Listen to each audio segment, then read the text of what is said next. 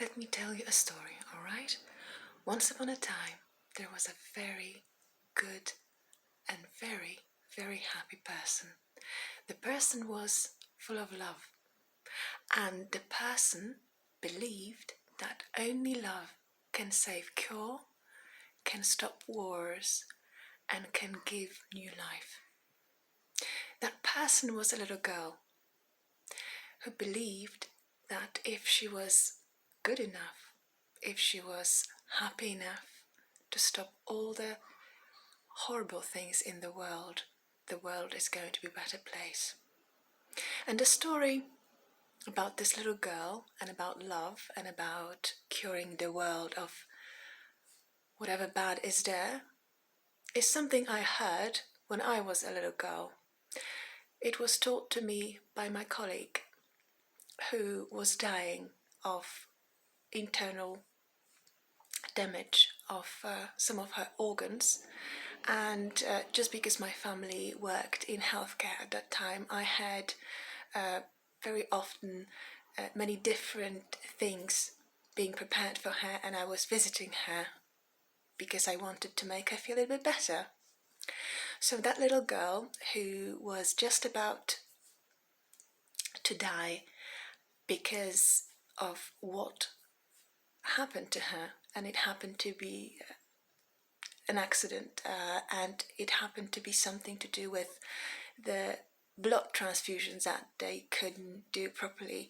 So it was all complicated, but the most important thing that was there was that she was suffering a lot and she couldn't focus on anything relating to daily tasks that she was there to be given. So what we were doing when we were talking and playing with one another, I was just trying to distract my friend from being in pain. We were just imagining things that could have happened to us when we will be older and when we will grow up. I knew that she won't be able to be in the future with me and she won't be able to grow up, but we were imagining this together. So once upon a time when we were trying to just distract her from being in pain, she told me a story about a girl who was in love with the most beautiful star in the sky. What she could do, she was watching night sky from her room every single time when the pain was getting a little bit less severe, and she was imagining being there, sitting on a star, being happy. When she told me a story about this, I was torn inside out, but then I decided to pretend to be happy for her. And I thought that what she told me was the most important and beautiful thing in the entire universe at that time, in my little world, was that she really believed that love can conquer all. And when she was taken away to her grandparents somewhere in the mountains, and then they were trying to transfer to the lakes and seashores. They were just trying to change different environments for her to recover and to give her more opportunities to boost her immune system with different tasks and different activities. It all worked out. So it worked out for a while, and I believe that if she wasn't at some point maybe too much involved with painkillers and with heavy medicine that was over flooding her organism, maybe she could have made it a little bit longer. Eventually we just found out at some point that she was just taken away, and they couldn't revive all the body functions on time, and she was just left with the loved ones in a room and a lovely beautiful sky where she was there just trying to say goodbye to everyone. And the love that she left around was very painful.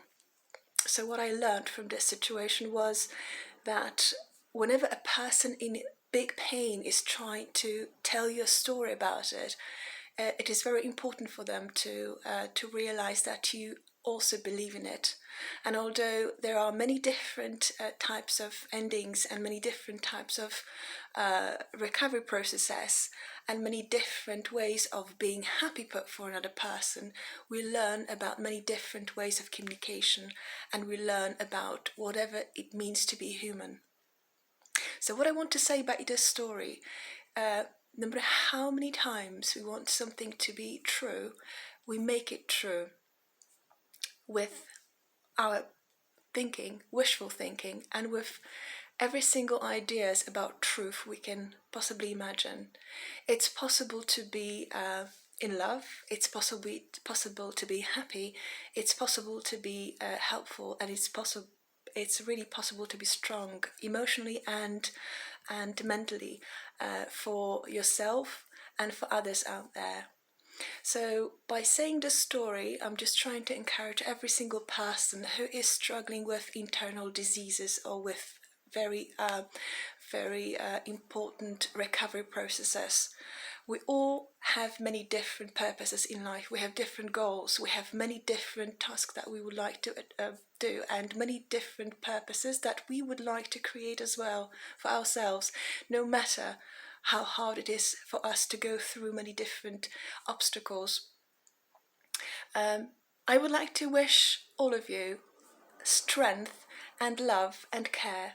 I also struggle with my own different battles. I'm not going to talk about them in here at the moment. I'm not a very good person when talking about my own pain and everything that I had to go through. And I don't think it's necessary at this point.